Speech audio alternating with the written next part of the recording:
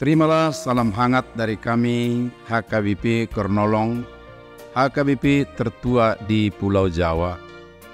Bapak, Ibu, dan Saudara yang dikasihi oleh Tuhan Yesus Kristus, sebelum kita beristirahat malam, sejenak mari kita ambil waktu untuk mendengar firman Tuhan. Kita berdoa.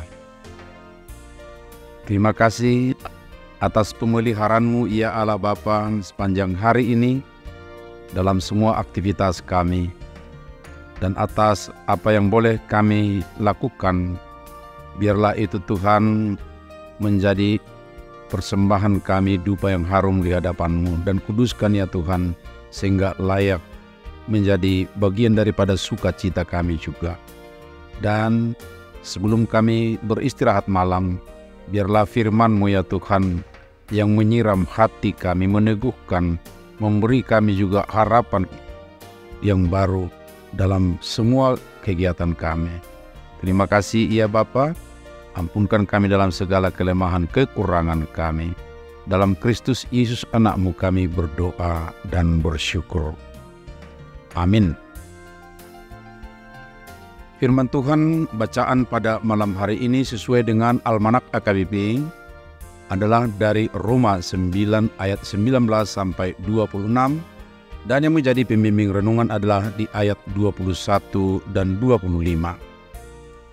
Apakah tukang periuk tidak mempunyai hak atas tanah liatnya untuk membuat gumpal dari gumpal yang sama, suatu benda untuk dipakai guna tujuan yang mulia, dan suatu benda lain untuk dipakai guna tujuan yang biasa, seperti yang difirmankannya dalam kitab Nabi Hosea, yang bukan umatku akan kusebut umatku, dan yang bukan kekasih, kekasih.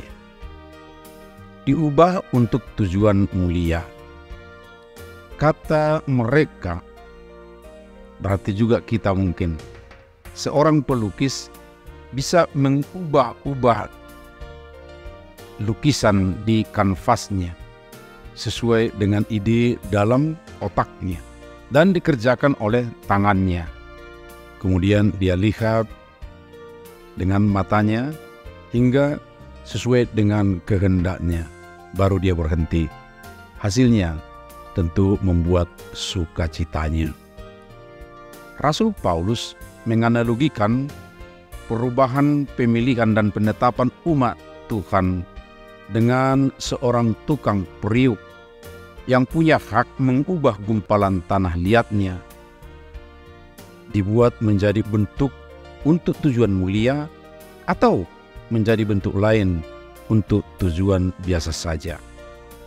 Makna analoginya bahwa Tuhan pun tidak dibatasi oleh sesuatu untuk mengubah apa saja, termasuk umat manusia, menjadi umatnya atau tidak. Sebaliknya, yang tadinya bukan umatnya, tetapi kini diterima menjadi umatnya. Tidak sedikit warga jemaat mula-mula mempertanyakan, bagaimana jadinya status keterpilihan Israel sebagai umat Tuhan, sementara mereka sebagian besar tidak menerima Yesus sebagai Mesias. Lalu bagaimana orang Kristen baru, terutama dari non-Yahudi, di dalam kepemilihannya sebagai umat Tuhan?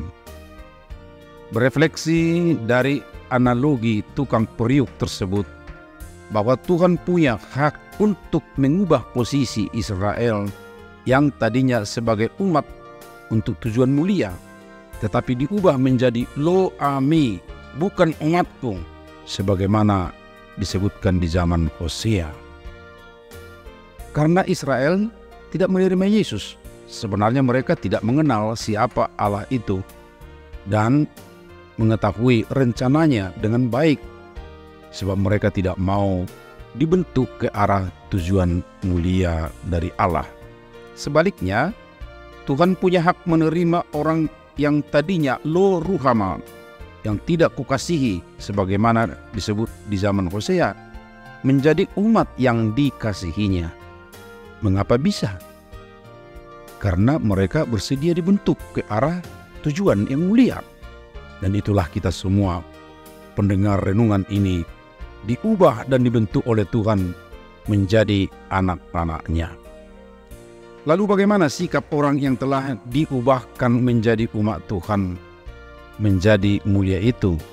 Tentu dia akan bersikap hormat dan taat kepada Tuhan yang telah mengubahnya dari yang biasa menjadi mulia. Kehormatan dan ketaatan itu dinyatakan dengan kesungguhan hati melakukan kehendak Tuhan dalam kehidupan sehari-harinya. Dan tidak boleh dilupakan sebagaimana anjuran Rasul Paulus bagi mereka yang telah diubah dari mulia tadinya menjadi biasa.